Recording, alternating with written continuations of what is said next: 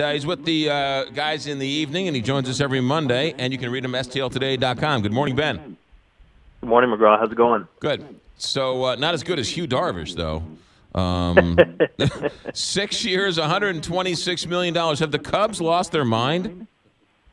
Well, I think they know they needed a starter, and they had identified Darvish as the top of the available starters. And so when the Cubs decide they need somebody, they have a recent tendency to go out and get them. This is pretty much makes them a lock to win the division and a heavy World Series contender, and they're going to worry about the later years of that contract when they get to them. But their focus right now is winning another World Series, and they think Darvish gives them the best chance to do that. So there are some questions about how he'll pitch in the postseason. He had a kind of a pitch tipping problem last year against the Astros, but he was pretty good before that, and I think they know they needed help for their rotation. I was looking at some projections this morning. The guy who runs the Zips projections, Dan Zembrowski, he was putting out kind of the before and after Darvish projections for the Cubs. And he had the Cubs at a 58.4% chance to win the division before signing Yu Darvish. After, he gives them a 71.9% chance of winning the division. So the best team in the division got a little bit better. Will they be feeling that way in 6 years? They might regret it, but if they have a championship on their mantle, another one, then they probably won't feel too bad. Well, so he's what are the percentages of him finishing the year? I mean, the guy's been hurt his whole career. Well, he has had some injury issues, but I mean, every pitcher has had some injury issues. At this point in their career, their elbows go out, and they Tommy John is pretty much inevitable for some of these guys, and really, I think the Cubs, if you would have told them they were able to get Darvish on this deal entering the offseason, they would have been pretty excited. The market has really kind of watered down, I think, some of the money that some of these guys are going to get paid, and we were thinking huge, insane money for Darvish, and it just didn't happen. I mean, he's going to get paid a lot. He's a good pitcher. But some of these guys are not going to make the money that they thought they were going to make, and I think the Cubs probably were thrilled with the amount of money they were able to spend to get a guy that they felt like is going to really help the rotation. So you think 6 years, $126 million was a sale price for Darvish? Well, I don't think it was probably what he expected he was going to get entering the off season, when there was no reason to expect money to be lower and the kind of the frigid off season conditions. I think so. Yeah. I mean, when you look at how the teams have really kind of just given free agents the cold shoulder and how long it took for this deal to get worked out. I think he probably thought he was going to make more money, but when it all started, give me the cold shoulder. Give me 6 years, $126 million. What does this do for Lance Lynn now? Well, hopefully it frees things up so Lance can go ahead and sign. Really, Lance now moves a step ahead in terms of most desirable pitchers. I'd put Jake Arrieta above him. Then you have Alex Cobb, kind of depending on how teams view these guys. But really, the Brewers are another team in the division that have identified themselves as a major player for adding a top level starting pitcher before the season starts if they can. The Twins want somebody. The Nationals need somebody. If I had to guess today, I would think Lance might wind up with Washington. I was reading an article last night, somebody saying, do you think Lance Lynn wishes he would have accepted the qualifying offer? And I still think he's going to get a better deal than that. You don't really want to pass up your first shot at free agency. I think he's going to get a multi-year deal. It might not be the 5-year deal that he originally sought, but he might get a 3-4 year deal worth a pretty good amount of money if he just remains patient. And now it should move quicker with Darvish off the board. You know numbers better than anybody. Are you telling me that the Cubs liked Yu Darvish better than Jake Arrieta? Well, they clearly prioritized Darvish. Right. And they know Jake Arrieta better than anybody. But to me, that makes you wonder a little bit about Arrieta, right? Right. Yeah. They're taking a risk on Darvish over the known commodity to them that was Jake, and there are some reasons for that. One of which being he had a little bit of a return to earth season last year. Some of the velocity was down, and they think he might be kind of descending from his peak. Darvish is a little bit younger, and I think they feel like he was. Darvish, he has a ton of pitches that he can throw. He has been. They're going to have a coach with him in Hickey who can really help. They think help him get back on his game. And also, McGraw, one thing to point out is they don't exactly need him to be an ace who goes out there and pitches 9 innings every start. They can go out there and have him pitch 6-7 innings and hand it over to a bullpen and feel good about that because the rotation is pretty good after him.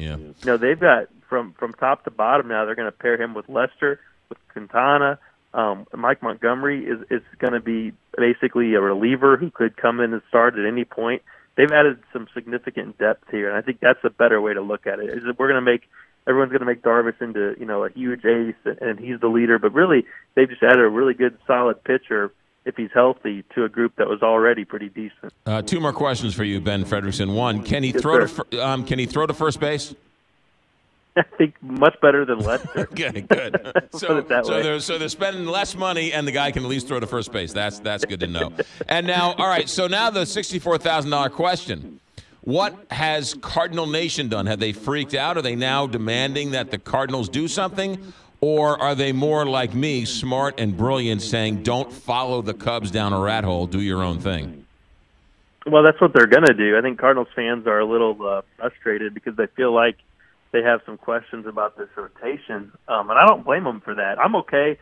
Some people have clamored for another bat. I'm okay with the position players the Cardinals have right now. I mean, I was watching MLB Network this weekend, and the Cardinals have almost, I think, all but 2 position players ranked in the top 10 according to MLB.com Shredder, which is their projection system, which is pretty good. Right. You have everybody but second base and third base ranked in the top 10 in the National League. So they didn't place one pitcher in. Carlos Martinez was just outside of the fringe for the starters. And I just think, with the bullpen, I'm okay not having an established elite closer because they have a lot of options. But I do have some concerns about the rotation. You're banking on Adam Wainwright, return to glory. You're banking on Miles Michaelis, really translating from a few years in Japanese pitching, which is a completely different ballgame. You don't know how he's going to come over and pitch. You're banking on veteran level stuff from Luke Weaver, who was really good last year, but we haven't seen him in a full season. And then you're hoping that Michael Wacha holds up, and it just seems like there's a lot of hope in that rotation. So I think what a lot of fans would like to see would be some added certainty. A guy like Lance Lynn, maybe. But the Cardinals apparently have no interest in going down that road. But is there another maybe cheaper option who can add some veteran innings so you have a little bit more competition at spring training as opposed to naming your 5 and hoping they're there? Because something always happens in spring training. I mean, how many times have we learned? Right. I mean, up to last season when Alex Reyes goes down, I think I'd like to see him have a little bit more depth there with a little bit more proven innings. I think. Well, I mean, everyone's got questions, and everyone, right? There's all ifs and what's ifs. But I was reading an article, MLB.com, about the Mets, and they were saying, the Dodgers and the Cubs and the Nationals, and so the Mets don't have a chance to win the East. So they'll be fighting. Then this article said the Cardinals are clearly in the first spot for the wild card. So the Mets are going to be battling somebody else for the wild card. So outside of our bubble, Major League Baseball thinks the Cardinals have amassed a pretty good team for the year. You bet, and I think right now they look like a team that's going to be in that wild card race. Right. And that's Cardinals teams have been built like that in the past have done pretty well. I just think it's a little bit different now. The landscape is a little bit different because you have the Cubs that are just so potent, and then you're basically that when the Cubs are that good, and you're not going to go round for round with the Cubs on trying to build a super team, then you're basically your ceiling is the wild card, and that puts a lot of pressure on you to get into that spot, especially when the Brewers are getting better. Right. The Rockies are better. The Diamondbacks have been pretty good. There are a lot of teams. The Giants might be okay. They've had a unique offseason. They've gone out and added a bunch of veteran players that the league basically told was too old to get good money on free agency.